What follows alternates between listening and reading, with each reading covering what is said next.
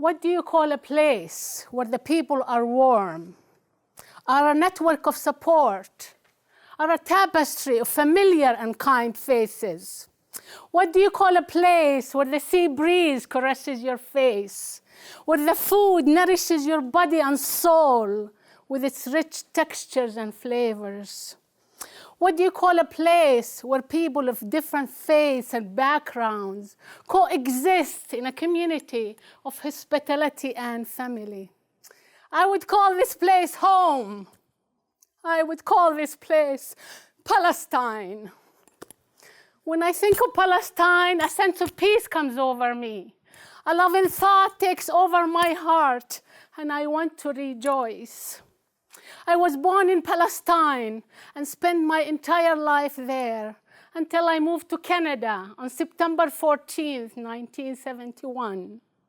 As a Palestinian, I faced unfair treatment, checkpoints, and most of all, heartache because of my identity, because of a genetic makeup that, although I consider to be my own lottery, is still a sequence I did not choose.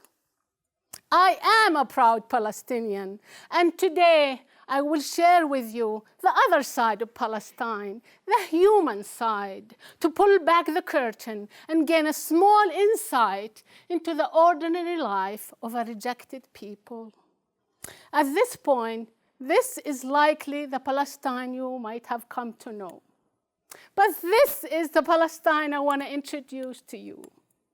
Palestine is the land of holy places, great civilization, and of a complicated history. It is also a land of people. People, each one, living as human of an experience as people anywhere else in the world. They celebrate marriages and birth. They mourn death and losses. They succeed, they fail. They have dreams. They contemplate the futures of their children. They fall in love. They are strong. They are flawed. They are like everyone else. Here is a picture of a few of my nieces who have fun and enjoy each other's company, despite the psychological and physical presence of the wall, which you can see in the upper left corner of the picture. My memories of growing up in Palestine were those of family gatherings, of feeling like I belonged, and of celebrating. As children, we would take part in Eid celebration, enjoying food and friends, but secretly looking forward to the gift and money we would receive from family.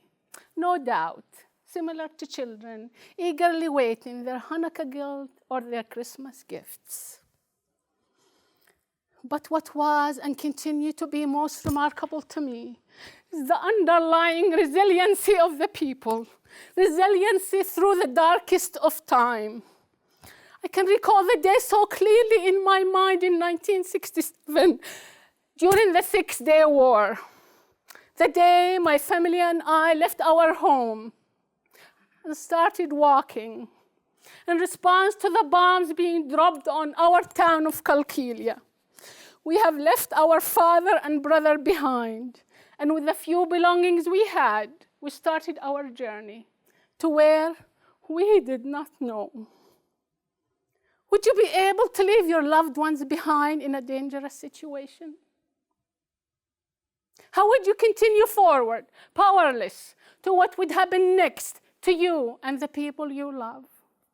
But the Palestinian people had to do that and continue to do so, living as happy and meaningful life as we strive to do here. Years later, when I arrived in Canada, I remember feeling very much alone and isolated.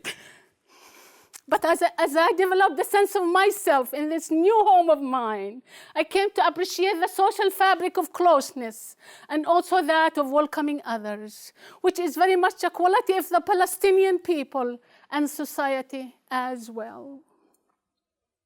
I came to understand very quickly, though, that my Palestine, my home, was not the Palestine that others knew it to be. It was misunderstood entirely. The Palestinian people are limited to what they can communicate to the world. As a consequence, they have been reduced to a caricature. They cannot convey the warmth of Palestine from the inside. And so we must do it from the outside. How do we do this?